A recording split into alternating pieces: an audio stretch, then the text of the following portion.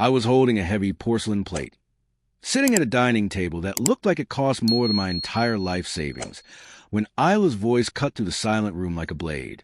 She looked her father straight in the eyes, reached under the fancy tablecloth to grab my trembling hand, and said, "Mom, Dad, meet Leo. He isn't just my roommate anymore. He's my boyfriend." My breath hitched in my throat, and for a split second, my heart completely stopped. We had shared a small, run-down two-bedroom apartment for 2 whole years under one strict, unbreakable rule. No feelings, no drama, and no crossing the line. We were just 2 lonely souls sharing rent and silent late-night cups of tea. But as I felt her fingernails digging desperately into my palm, I looked into her eyes and saw a blinding, terrifying panic that I had never seen before. I knew right then that if I denied her words, she would drown. So I forced a fake smile, nodded at her terrifyingly rich parents, and played along with the biggest lie of my life, completely unaware that this dinner was a trap designed to destroy both of us. Her father, a tall, sharp-looking man named Richard, slowly set his wine glass down on the glass table. The silence in the room grew so heavy that I could hear the ticking of the grandfather clock in the corner.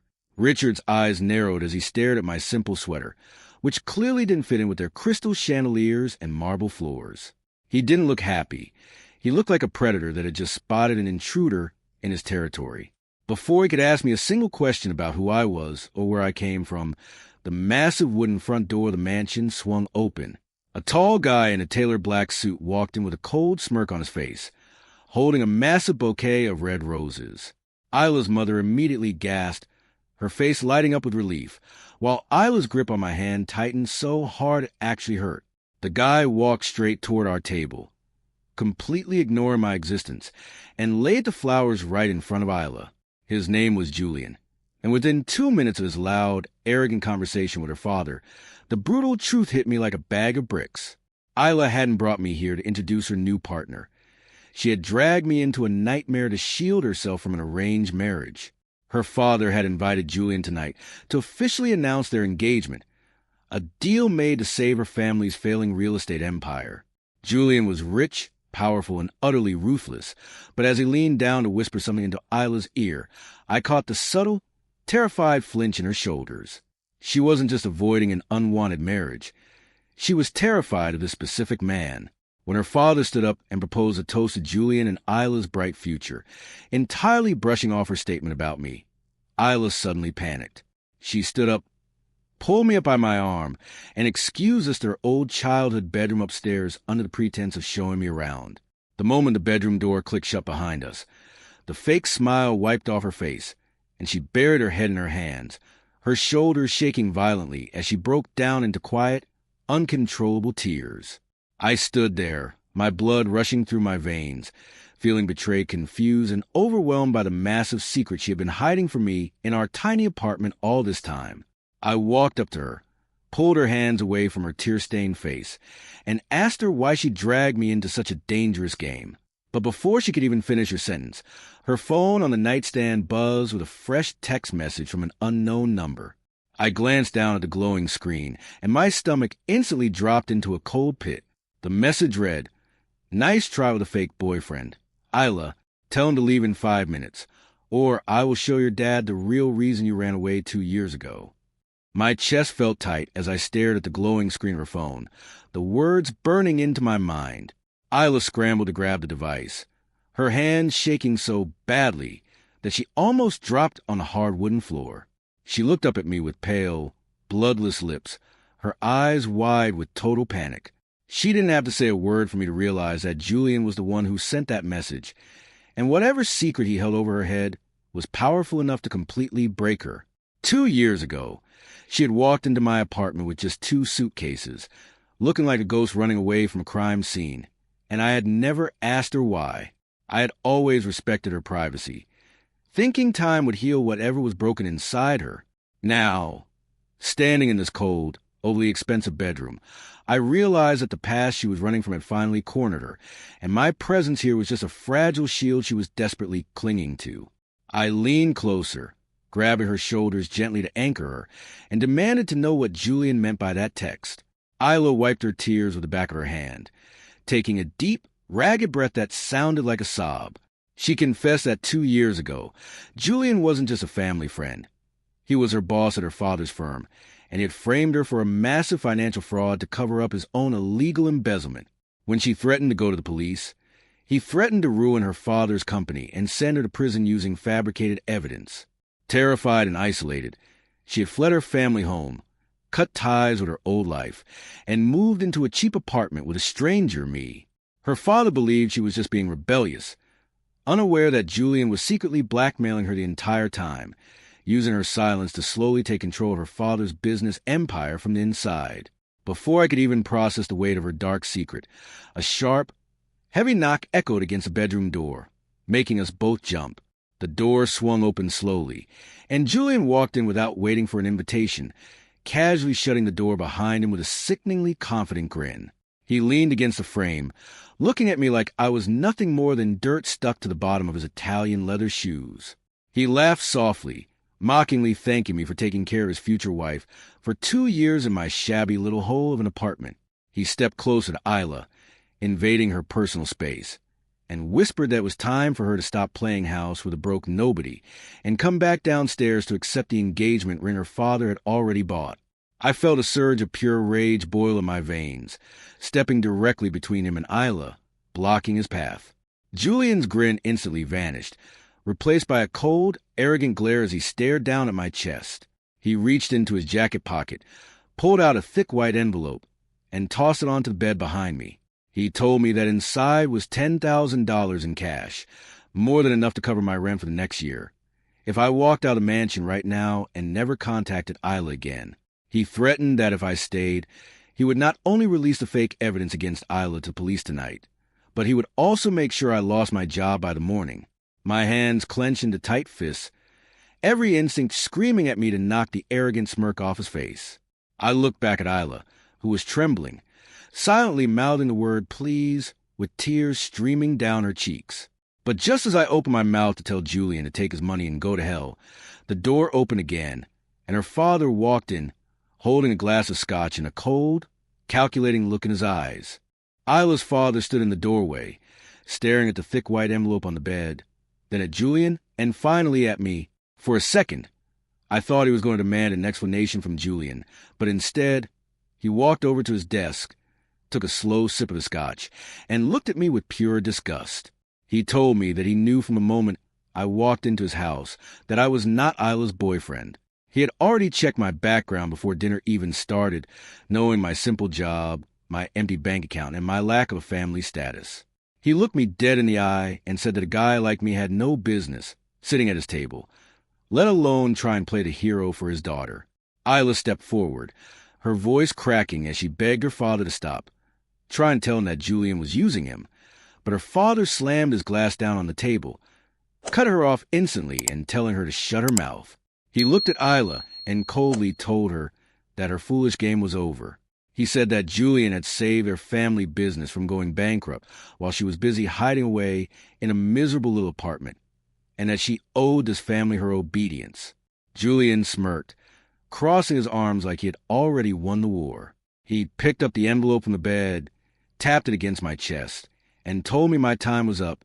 Every single part of my body was shaking with anger.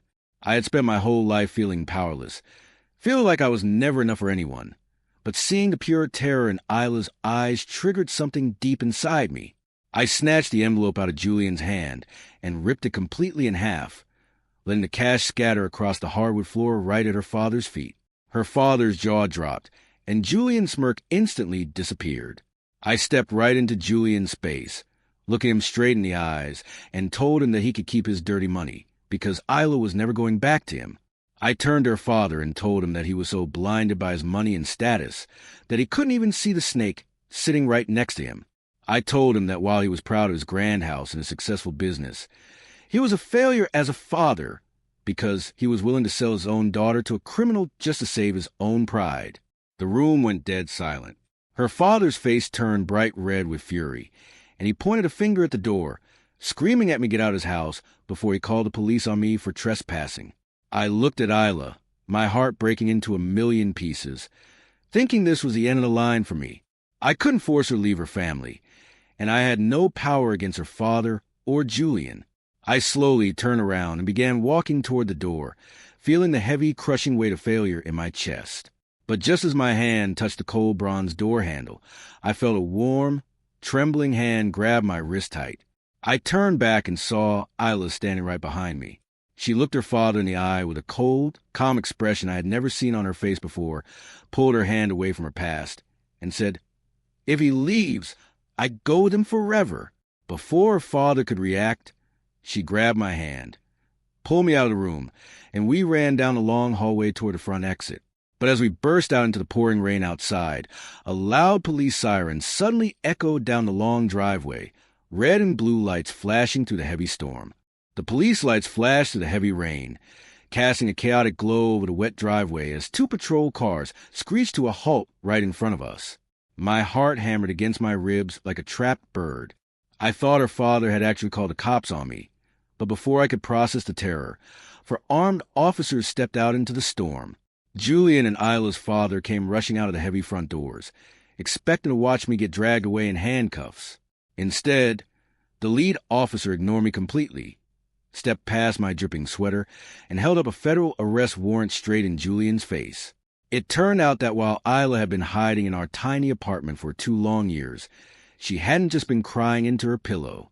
She had secretly spent every late night compiling bank statements, tracking hidden transactions, and gathering digital proof of Julian's embezzlement scheme, waiting for the right moment to send it all to the Financial Crimes Unit. The only reason she had agreed to come to her family dinner tonight was to make sure Julian was in one place, so the police could apprehend him red-handed with her father's company documents. Julian's arrogant posture instantly shattered. His face drained of color as the cold steel handcuffs clicked around his wrists, and the officers escorted him away into the back of the squad car while her father stood on the porch, frozen in absolute shock and utter shame. Isla didn't say a single word to her father. She didn't look back at the grand mansion or the empire built on lies. She held my hand tight, her fingers trembling against mine, and we walked away into the pouring rain until flashing lights faded into the dark night. We took a quiet taxi ride back across the city to our simple, run-down apartment. The moment we stepped inside our small living room, the heavy silence settled over us. The warm yellow light of our lamp hit her soaked hair and pale face, making everything feel surreal. She stood there, wrapped in a dry towel I brought her, staring down at her wet shoes, consumed by a heavy, suffocating guilt. She looked up at me with tear-filled eyes, her voice shaking as she admitted that she felt terrible for dragging me into her chaotic life, for making me face her father's cruelty, and for telling that massive lie at the dinner table. She apologized over and over, saying she had no right to claim I was her boyfriend just to protect herself. I walked up to her, took the damp towel from her hands, and gently held her face, wiping away a fresh tear with my thumb. I looked straight into her eyes, my voice soft but steady in the quiet room, and told her that she needed to stop apologizing. I told her that when she grabbed my hand at that table and told her parents I was her boyfriend, it wasn't a lie to me. It was the single most honest, beautiful truth I had felt in 2 whole years, because I'd been falling in love with her every single day we shared this tiny apartment, and I was never going to let her face this world alone again. Isla froze, her breath catching in her throat as my words hung in the quiet apartment. Her large, tear-stained eyes searched my face for any sign of hesitation, but there was none left in me. The wall of secrecy that had stood between us for 2 years had completely vanished. A soft, breathless smile slowly broke through her tears, and she wrapped her arms around my neck, pulling me close as if all the weight she had been carrying alone finally melted away. In that small, dimly lit living room, surrounded by our modest furniture and the soft patter of rain against the window, we weren't running from the past anymore. We were starting something real. A few months passed, and life slowly rebuilt itself from the ashes of that stormy night. With Julian behind bars and her father's company forced to face its own mistakes, Isla finally claimed her independence, taking a legitimate job at an independent design firm where her talent was actually valued. Her father tried calling a few times, his arrogant voice replaced by hesitant apologies, but Isla set firm boundaries, choosing her peace over his approval. We stayed in our cozy apartment, but the rules on the wall were gone. The quiet cups of tea were now shared with laughter, hand-in-hand walks, and a deep, comfortable warmth that made the tiny space feel larger than any mansion. One evening, as we sat together on the couch watching the city lights flicker outside, Isla rested her head on my shoulder and randomly chuckled to herself. When I asked her what was so funny, she looked up at me with a playful glint in her eyes and reminded me of the terrifying moment at the dinner table when she first blurted out that I was her boyfriend. She confessed that her heart was beating so fast that night, not just because of her father or Julian, but because she was terrified I would reject her right then and there. I smiled, kissed her forehead, and told her that agreeing to that jilt was the best decision I had ever made, because sometimes a single fake step is all it takes to lead you straight to where you truly belong.